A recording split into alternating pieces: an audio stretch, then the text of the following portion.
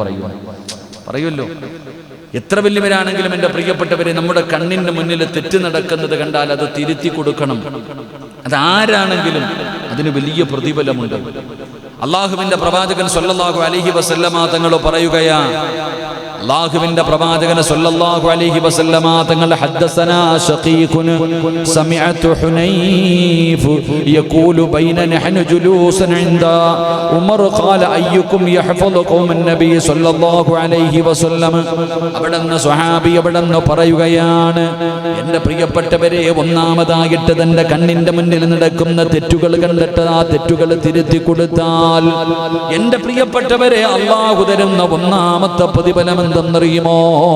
ആരാണോ നന്മ ഉപദേശിക്കുന്നത്, ആരാണോ തിന്മ തടയുന്നത്, അവൻ അല്ലാഹു കൊടുക്കുന്ന ഒന്നാമത്തെ പ്രതിഫലം അല്ലാഹു അവന്റെ പാപങ്ങൾ പുറത്തു കൊടുക്കുമെന്ന് നബി മുഹമ്മദ് മുസ്തഫ സല്ലല്ലാഹു അലൈഹി വസല്ലമ തങ്ങൾ പറയുകയാണ്. ജീവിതത്തിൽ ഒരുപാട് പാപം ചെയ്തവരാണ് നമ്മൾ. അറിഞ്ഞും അറിയാതെയും ഒറ്റയ്ക്കും കൂട്ടായും തനിച്ചും ഒരുപാട് തെറ്റുകൾ ചെയ്തവരാ. ഈ ചെയ്തു പോയ പാപങ്ങൾ പൊറുക്കാനുള്ള ഒരു വഴി എന്ത്? അല്ലാഹുവിന്റെ റസൂല് പറയുകയാ, ഏതെങ്കിലും ഒരു മനുഷ്യനതാ നന്മ ഉപദേശിക്കുകയും തിന്മ കണ്ടാ തിരുത്തുകയും ചെയ്താൽ അല്ലാഹു സുബ്ഹാനഹു വ തആല അവന്റെ പാപങ്ങൾ അല്ലാഹു പുറത്തു കൊടുക്കുമെന്ന് നബി മുഹമ്മദ് മുസ്തഫ സല്ലല്ലാഹു അലൈഹി വസല്ലമ തങ്ങൾ പറയുകയാണ്. ഒരാൾ അവന്റെ കുടുംബത്തിലോ ധനത്തിലോ സന്താനത്തിലോ അയൽവാസിയിലോ ഉണ്ടാകുന്ന ഫിത്നകളെ, നമസ്കാരം, നോമ്പ്, ദാനധർമ്മം, നന്മ, ഇങ്ങനെയുള്ള വിഷയങ്ങളെ കുറിച്ച് കൽപ്പിക്കുകയും തന്റെ കണ്ണിന്റെ മുന്നിൽ നടക്കുന്ന തെറ്റുകൾ തിരുത്തി കൊടുക്കുകയും ചെയ്താൽ അല്ലാഹു സുബ്ഹാനഹു വ തആല അവന്റെ പാപങ്ങൾ അല്ലാഹു പുറത്തു കൊടുക്കുമെന്ന് നബി മുഹമ്മദ് മുസ്തഫ സല്ലല്ലാഹു അലൈഹി വസല്ലമ തങ്ങൾ പറയുകയാണ്. എൻ്റെ പ്രിയപ്പെട്ടവരെ, നിന്റെ വീട്ടിലാകട്ടെ, നിന്റെ ഭാര്യയാകട്ടെ, നിന്റെ മക്കളാകട്ടെ, നിന്റെ കൂടപ്പറപ്പാകട്ടെ, നിന്റെ കുടുംബക്കാരനാകട്ടെ, നിന്റെ അയൽവാസിയാകട്ടെ, നിസ്കരിക്കാത്തവനോട് നിസ്കാരത്തെ കുറിച്ച് പറഞ്ഞു കൊടുക്കണം. ആ നിസ്കാരത്തിന്റെ പ്രതിഫലത്തെ കുറിച്ച് പറഞ്ഞു കൊടുക്കണം. നിസ്കരിക്കുന്നവന് പടച്ചറപ്പ് കൊടുക്കുന്ന പദവി എന്താണെന്ന് പറഞ്ഞു കൊടുക്കണം. ശരീരം മറയ്ക്കാതെ നടക്കുന്നവനോട് അത് തുറന്നിട്ട് കൊണ്ട് നടക്കുന്ന ഒരു മനുഷ്യന് പടച്ചറപ്പ് കൊടുക്കുന്ന ശിക്ഷ എന്താ? ആ ശിക്ഷയെ കുറിച്ച് പറഞ്ഞു കൊടുക്കണം. തെറ്റ് ചെയ്യുന്നവരുടെ തെറ്റ് തിരുത്തി കൊടുക്കണം.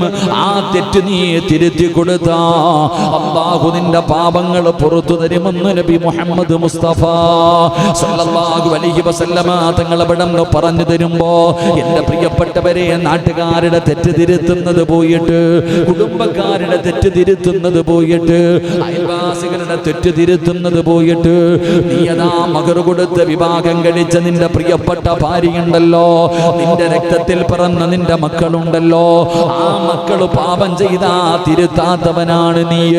ആ പാപത്തിന് കൂട്ടു നിൽക്കുന്നവനാ നീ. പടച്ചവനെ, നിസ്കരിക്കാതെ മക്കള് വീടിനകത്ത് കിടന്നുറങ്ങുമ്പോ അത് പാപമാണെന്നറിയാത്ത ഒരു മനുഷ്യനുമില്ലല്ലോ. പടച്ചവനെ, നിന്റെ ഭാര്യ നമസ്കരിക്കാതെ കിടക്കുമ്പോ, നിന്റെ ഭാര്യ ശരീരം മറയ്ക്കാതെ നടക്കുമ്പോ, നിന്റെ ഭാര്യ സിനിമ കാണുമ്പോ, സീരിയല് കാണുമ്പോ, എന്തുകൊണ്ടാണ് വാപ്പാ നിനക്കത് തിരുത്തി കൊടുക്കാൻ കഴിയാത്തത്?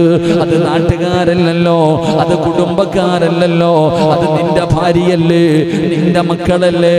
അല്ലാഹുവിന്റെ പ്രവാചകൻ പറഞ്ഞു, ഇത്തഖുല്ലാഹ ഫിന്നിസാ, നിങ്ങളുടെ ഭാര്യമാരുടെ കാര്യത്തിൽ നിങ്ങൾ അല്ലാഹുവിനെ സൂക്ഷിക്കണേ. നിങ്ങൾ ഓരോരുത്തരോടും അല്ലാഹു പറയുകയാ, നിങ്ങളുടെ ഭാര്യയും നിങ്ങളുടെ മക്കളും അല്ലാഹു നിങ്ങളെ ഏൽപ്പിച്ചിരിക്കുന്ന അമാനത്താ.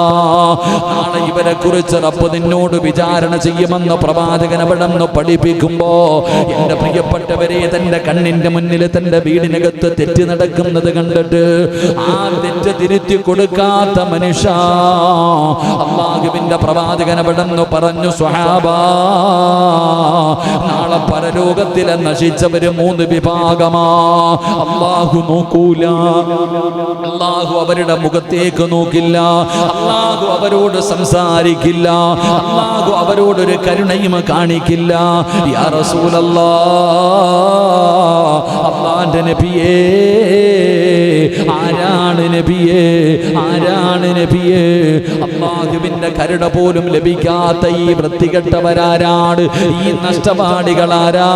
അല്ലാഹുവിന്റെ റസൂല് പറഞ്ഞു, സ്വഹാബ, തന്റെ കണ്ണിന്റെ മുന്നിൽ തെറ്റു നടക്കുന്നത് കണ്ടിട്ട് തിരുത്താത്തവരാണെന്ന് ആദരവായ പ്രവാചകൻ നബി മുഹമ്മദ് മുസ്തഫ സല്ലല്ലാഹു അലൈഹി വസല്ലം തന്റെ കുടുംബത്തിൽ, സഹോദര, നിന്റെ ഭാര്യ, നിന്റെ മക്കൾ, നിന്റെ കൂടപ്പുറപ്പുകൾ എന്തുകൊണ്ട് നമ്മൾ തിരുത്തുന്നില്ല? നാട്ടുകാരുടെ പോരായ്മകളും തെറ്റുകളും തിരുത്താൻ നമുക്ക് കൊണ്ട് കഴിയുന്നു.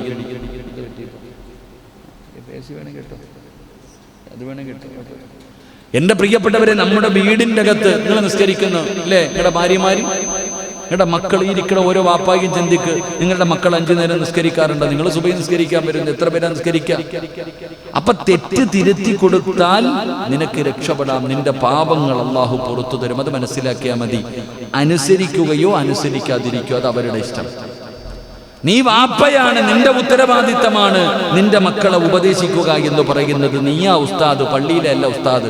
അതബ് പഠിപ്പിക്കേണ്ട ഉത്തരവാദിത്തം ആർക്കാ? ആദ്യത്തെ ഗുരുനാഥൻ വാപ്പയും ഉമ്മയുമാണെന്ന് നബി മുഹമ്മദ് മുസ്തഫ. ഉറക്കപ്പറ, നബി മുഹമ്മദ് മുസ്തഫ സല്ലല്ലാഹു അലൈഹി വസല്ലമ തങ്ങൾ പറഞ്ഞു, ആദ്യത്തെ ഉസ്താദ് ആരാ? വാപ്പയാ. വാപ്പയെ കണ്ടാ മക്കൾ വളരുന്നേ, ഉമ്മയെ കണ്ടാണ് മക്കൾ വളരുന്നത്.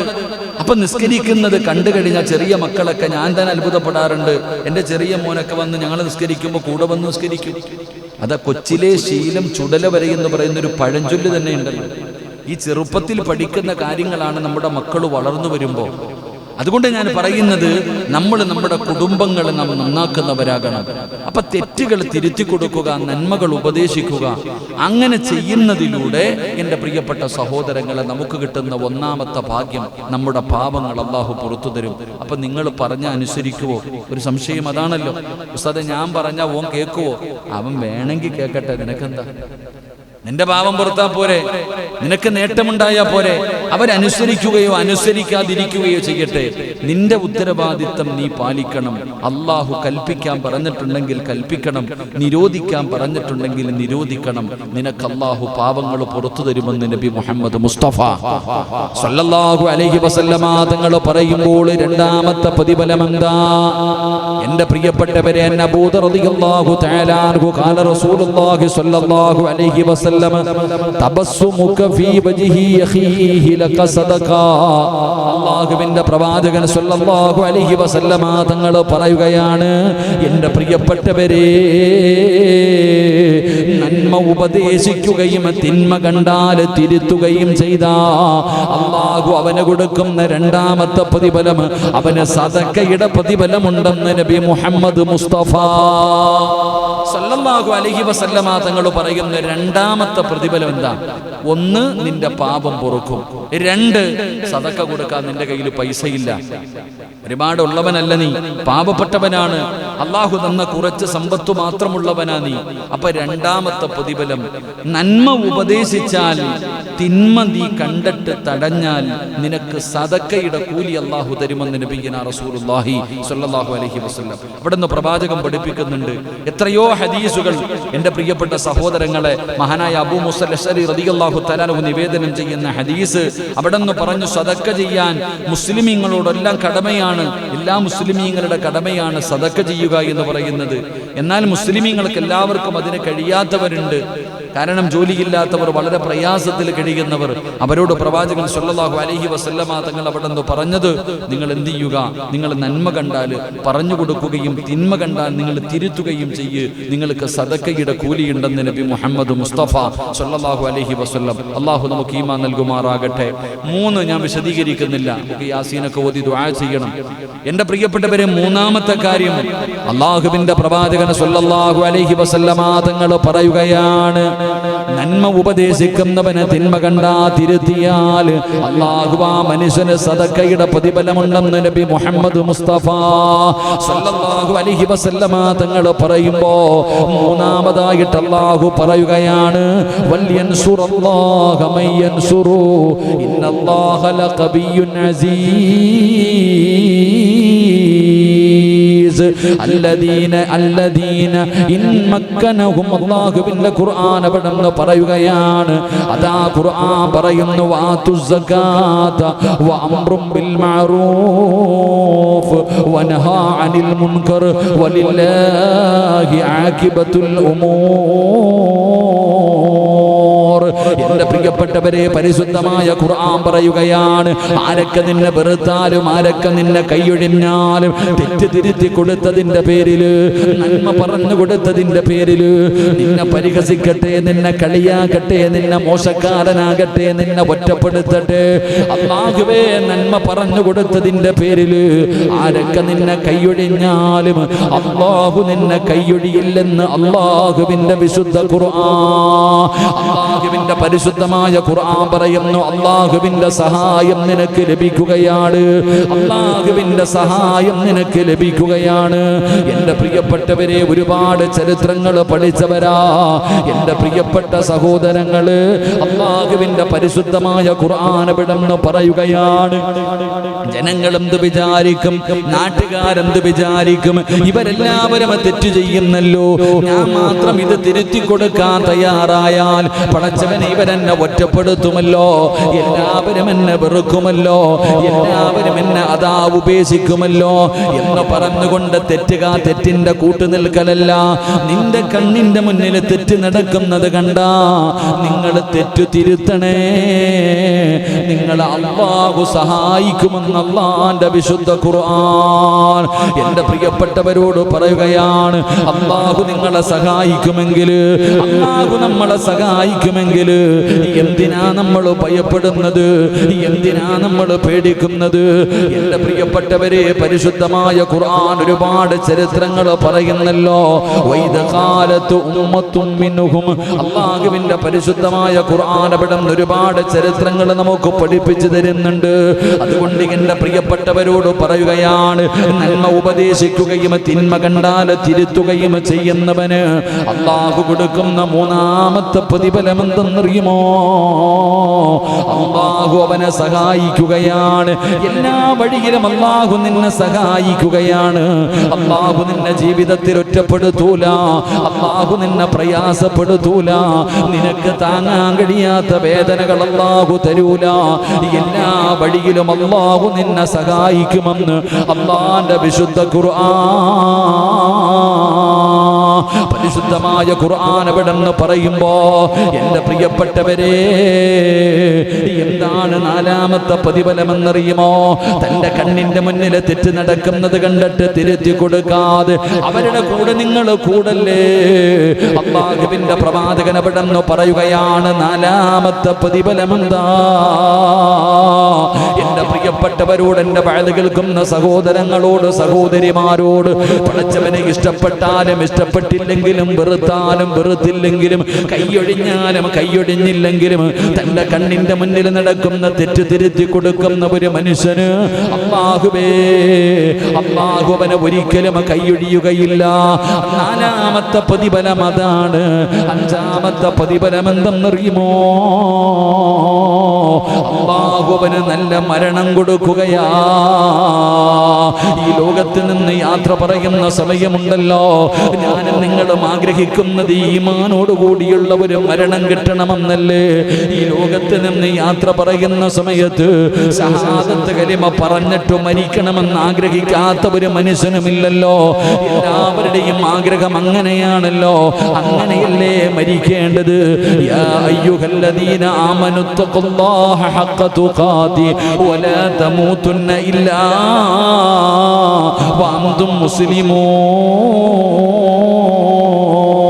നിങ്ങൾ മുസ്ലിമായിട്ടേ മരിക്കാവൂ എന്ന് അല്ലാഹുവിന്റെ പരിശുദ്ധമായ ഖുർആൻ എവിടെന്ന് പറയുമ്പോ, ഈ ലോകത്ത് നിന്ന് യാത്ര പറയുന്ന സമയത്ത് ലാ ഇലാഹ ഇല്ലല്ലാഹ് എന്ന് പറഞ്ഞുകൊണ്ട് ശഹാദത്ത് കലിമ പറഞ്ഞു മരിക്കണമെന്ന് നിനക്ക് ആഗ്രഹമുണ്ടോ? അത് എല്ലാവർക്കും കഴിയുന്ന ഒരു കാര്യമല്ലല്ലോ, അത് എല്ലാവർക്കും പറ്റുന്ന ഒരു കാര്യമല്ലല്ലോ. അല്ലാഹു ഇഷ്ടപ്പെട്ടവർക്ക് കഴിയുന്നതാണ്. അല്ലാഹു ഇഷ്ടപ്പെട്ടവർക്കല്ലേ കഴിയൂ. റസൂലുള്ളാഹി തങ്ങൾ പറഞ്ഞു, സ്വഹാബാ, 5 കാര്യങ്ങളിൽ 5 സമയങ്ങളിൽ ഒരു മനുഷ്യന് രക്ഷപ്പെടണമെങ്കിൽ അവൻ അല്ലാഹുവിന്റെ കരുണയില്ലാതെ ലഭിക്കില്ല എന്ന് നബി മുഹമ്മദ് മുസ്തഫ സല്ലല്ലാഹു അലൈഹി വസല്ലമ തങ്ങൾ പറയുകയാണ്. അല്ലാഹുവിന്റെ കരുണയില്ലാതെ, അല്ലാഹു കരുണ ചെയ്തവർക്ക് മാത്രമേ ഈ 5 സമയങ്ങളിൽ രക്ഷപ്പെടാൻ കഴിയൂ. ഒന്നാമത്തെ സമയം ഏതെന്നറിയുവോ? മരിക്കാൻ കിടക്കുന്ന മനുഷ്യന്റെ ചാരത്ത് ആരൊക്കെ പോയിരുന്ന് ലാ ഇലാഹ ഇല്ലല്ലാഹ് പറഞ്ഞു കൊടുത്താൽ, പാപ്പ മരിക്കാൻ കിടക്കുകയാണ്, മക്കളടുത്തുണ്ട്, ഭാര്യയടുത്തുണ്ട്, കൂടപ്പിറപ്പുണ്ട്, കുടുംബക്കാരുണ്ട്, എന്റെ പ്രിയപ്പെട്ടവരെ എല്ലാവരും അടുത്തു വന്നിരുന്നു പറഞ്ഞു കൊടുക്കും, ലാ ഇലാഹ ഇല്ലല്ലാഹ്. ഈ പറഞ്ഞു കൊടുക്കുന്ന സമയത്ത് പറയാൻ നാവ് പൊങ്ങണമെങ്കിൽ അല്ലാഹു കരുണ ചെയ്തവർക്കല്ലാതെ അതിന് കഴിയില്ല എന്ന് നബി മുഹമ്മദ് മുസ്തഫ സല്ലല്ലാഹു അലൈഹി വസല്ലമ തങ്ങൾ പറയുകയാണ്.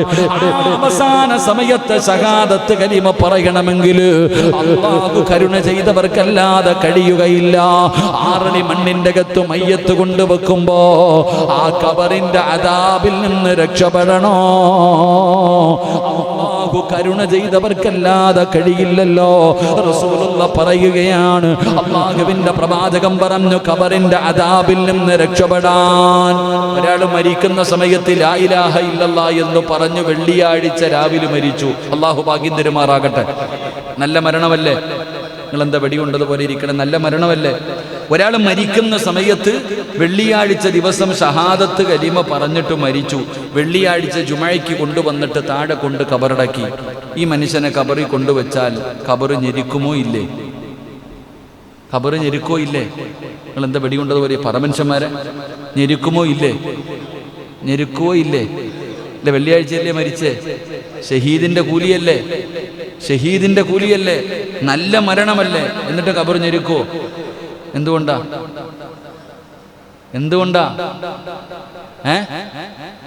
അവിടെ പഠിക്കേണ്ടത്. അല്ലാഹു ഈമാൻ നൽകുമാറാകട്ടെ. അല്ലാഹു ഈമാൻ നൽകുമാറാകട്ടെ. ഖബറിന്റെ ഒരു സ്വഭാവം എന്ന് പറഞ്ഞാൽ, ഖബറിനൊരു സ്വഭാവമുണ്ട്. ആരുടെ മയ്യത്ത് ഖബറിലിറക്കി വെച്ചാലും ഖബർ ഞെരുക്കും. അത് ഖബറിന്റെ സ്വഭാവമാണ്. അവിടെ ആർക്കും രക്ഷയില്ല. ഖബറിന്റെ ഞെരുക്കത്തിൽ നിന്ന് ആരെങ്കിലും രക്ഷപ്പെടുമായിരുന്നെങ്കിൽ സഅദ് ഇബ്നു മുആദ് റളിയല്ലാഹു തആല അൻഹു രക്ഷപ്പെടുമായിരുന്നു. സഅദ് ഇബ്നു മുആദ് എന്ന് പറയുന്ന ഒരു ചെറുപ്പക്കാരനായ സഹാബിയുണ്ട്.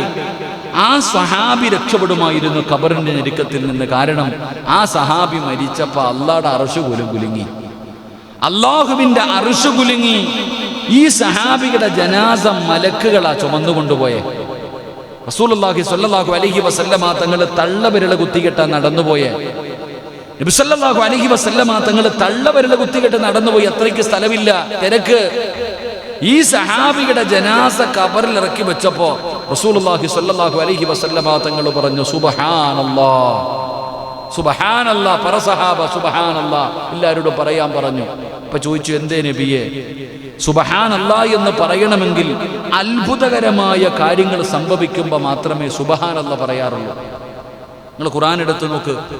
അത്ഭുതകരമായ എന്തെങ്കിലും ഒരു സംഭവം, നടക്കാൻ പാടില്ലാത്തൊരു അത്ഭുതം, ആ അത്ഭുതം പറയും സുബ്ഹാനല്ലദി അസ്റാ ബി അബ്ദിഹി ലൈലൻ മിനൽ മസ്ജിദിൽ ഹറാം. അത്ഭുതകരമായ കാര്യമാ ഇസ്റാഉ മിഅ്റാജും.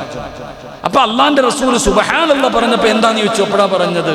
സഅദ് ഇബ്നു മുആദിനെ ഖബറിൽ ഇറക്കി വെച്ചപ്പോ ഖബർ ഇങ്ങനെ ഞെരുക്കുകയാ. ഖബർ ഞെരുക്കുകയാ.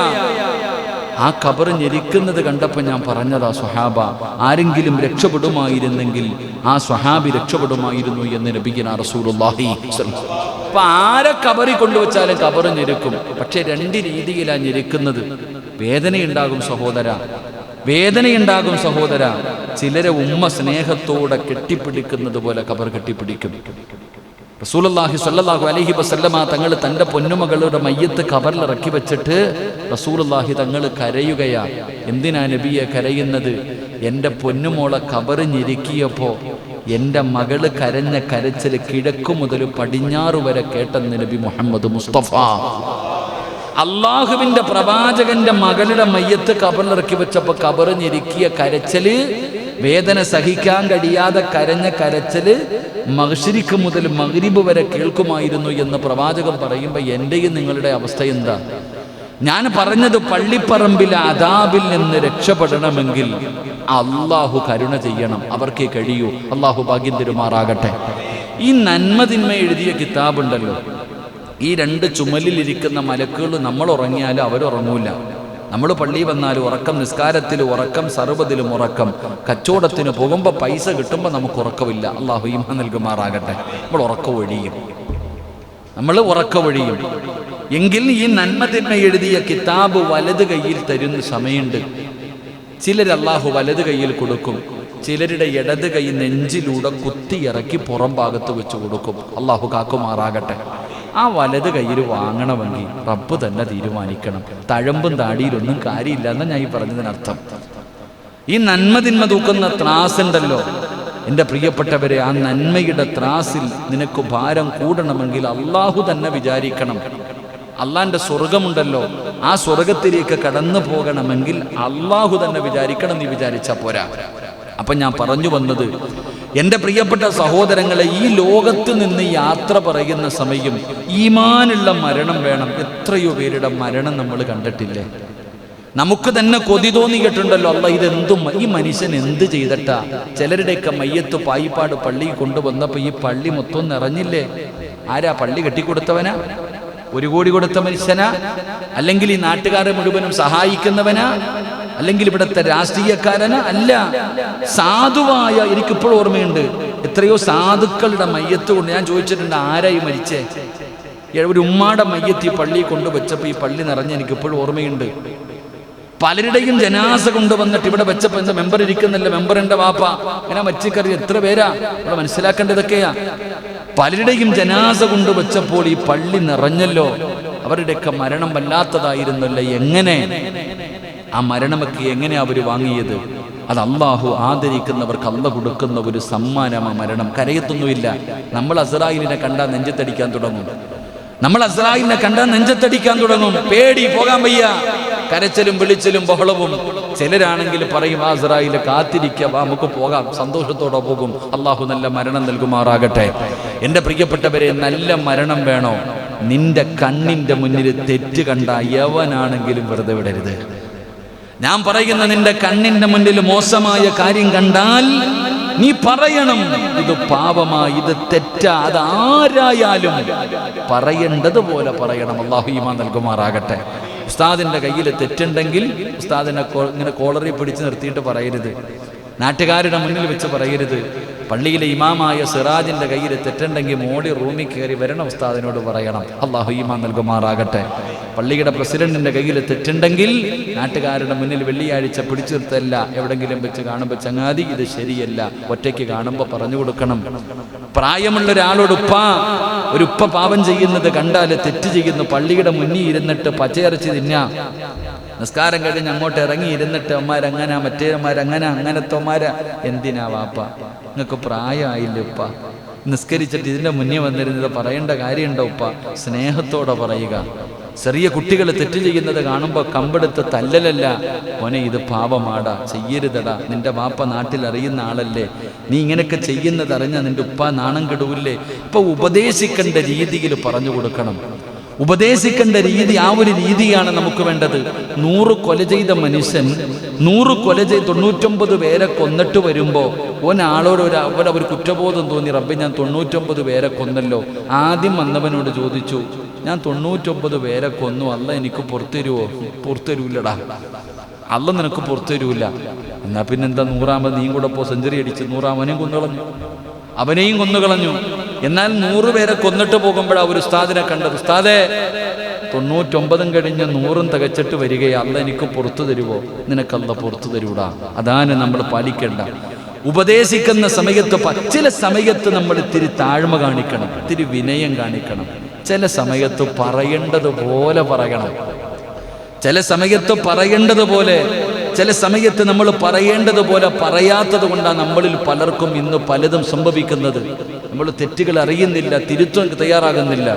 എൻ്റെ പ്രിയപ്പെട്ട സഹോദരങ്ങളെ, നമ്മൾ തെറ്റുകൾ തിരുത്തി കൊടുക്ക്. അങ്ങനെ തെറ്റ് തിരുത്തുന്നവർക്ക് അള്ളാഹു കൊടുക്കുന്ന പ്രതിഫലം നല്ല മരണം അള്ളാഹു കൊടുക്കും. അള്ളാഹു ഭാഗ്യം തരുമാറാകട്ടെ, അള്ളാഹു ഭാഗ്യം തരുമാറാകട്ടെ. ഇൻഷാ അല്ലാഹ് തിരുത്തൂലേ? വേണമെങ്കിൽ തിരുത്ത്, എനിക്ക് നിർബന്ധമൊന്നുമില്ല. നിങ്ങളുടെ തെറ്റിന് ഇപ്പം ഞാനിപ്പോൾ എന്താപ്പാ നിങ്ങൾ വിചാരിക്കും ഇങ്ങാർക്ക് എന്തുവാ ഈ രാത്രി 10:30 സമയത്ത് നമ്മളെ ഞാൻ നിങ്ങളാരെയും നന്നാക്കാൻ വേണ്ടിയല്ല ഈ പറയണേ. ഈ പറയുന്നത് നിങ്ങളാരെയും നന്നാക്കാൻ വേണ്ടി. അതിനിപ്പോൾ ഞാൻ പത്തനാപുരത്തോടെ ഒരു വരണോ? എന്താ സെക്രട്ടറി വരേണ്ട കാര്യമുണ്ടോ? ഉണ്ടോണ്ണേ? ഞാൻ പറയുന്നത് എനിക്ക് നന്നാക്കാൻ വേണ്ടി. അള്ളാഹു എന്നെ വന്ന് നന്നാക്കുമാറാകട്ടെ. എന്താ ഷൗക്കണ്ണ ഒരു ആമ്യം പറയാൻ വേണ്ടി? ഷൗക്കണ്ണന് ഇപ്പം എന്തോ ഒരു ദേഷ്യം ഉള്ളതുപോലെ. എന്തോ പറ്റിയപ്പോൾ ദേഷ്യമൊക്കെ നല്ലതാ, നല്ലതിന് വേണ്ടിയല്ലേ. അള്ളാഹു ഈമ നൽകുമാറാകട്ടെ. എന്താ ഷിയാബണ്ണേ, തെറ്റ് കണ്ട തിരുത്തണം. ആരായാലും അൽഹംദുലില്ലാ, നമുക്കോടോ നമ്മളെ സംബന്ധിച്ചിടത്തോളം കുഴപ്പമൊന്നുമില്ല. നമുക്ക് ജീവിതത്തിൽ ബുദ്ധിമുട്ടും പ്രയാസങ്ങളൊക്കെ, നമ്മൾ നമ്മുടെ മക്കളെയൊക്കെ നല്ല രീതിയിൽ വളർത്തില്ല. ഓരോ മനുഷ്യനും ബാത്റൂമിൽ പൂട്ടിയിട്ടിട്ട് ഓടുന്ന മക്കളുടെ കാലമല്ലേ.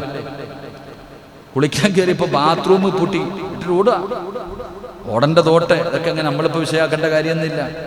നമുക്ക് വിഷമമോ പലർക്കും പല കാര്യം. നൂഹ് നബി അലൈഹിസ്സലാം തൻ്റെ പൊന്നുമകൻ തൂഫാൻ എന്ന് പറയുന്ന വെള്ളത്തിൽ മുങ്ങിച്ചാവുകയാണ്.